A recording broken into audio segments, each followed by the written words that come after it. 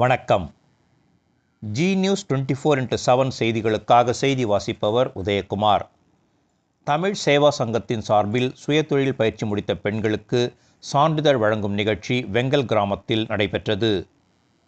தமிழ் சேவா சங்கத்தின் சார்பில் 120 பெண்களுக்கு தையல் பயிற்சி, ஆரி வேலைப்பாடு, சோப்பு தயாரித்தல், சித்த மருத்துவ பயிற்சி உள்ளிட்ட சுயதொழில் மேற்கொள்வதற்கான 10 நாட்கள் பயிற்சி அளிக்கப்பட்டது.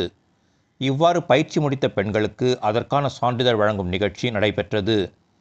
திருவள்ளூர் மாவட்டம் எல்லாபுரம் ஒன்றியம் வெங்கல் ஊராட்சியில் உள்ள சிவலோக தியானவனம் கமலநிவாஸ் கோசாலா வளாகத்தில் நடைபெற்றது.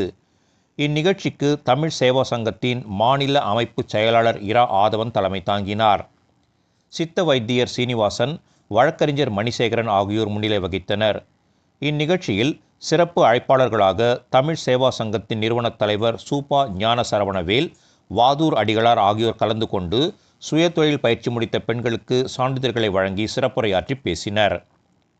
இதன் பின்னர் சிவலோக தியானவனம் கமலநிவாஸ் கோசாலா வளாகத்தில் மரக்கன்றுகள் நடும் நிகழ்ச்சி நடைபெற்றது. மதியம் நிகழ்ச்சியில் கலந்து கொண்ட பயிற்சி முடித்த பெண்கள் உட்பட சுமார் 500 பேருக்கு அறுசுவை உணவு வழங்கப்பட்டது.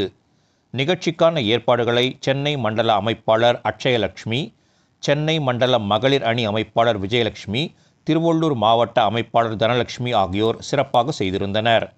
நிகழ்ச்சியின் முடிவில் தகவல் தொழில்நுட்ப பிரிவு மண்டல அமைப்பாளர் வினோத் நன்றி கூறினார்.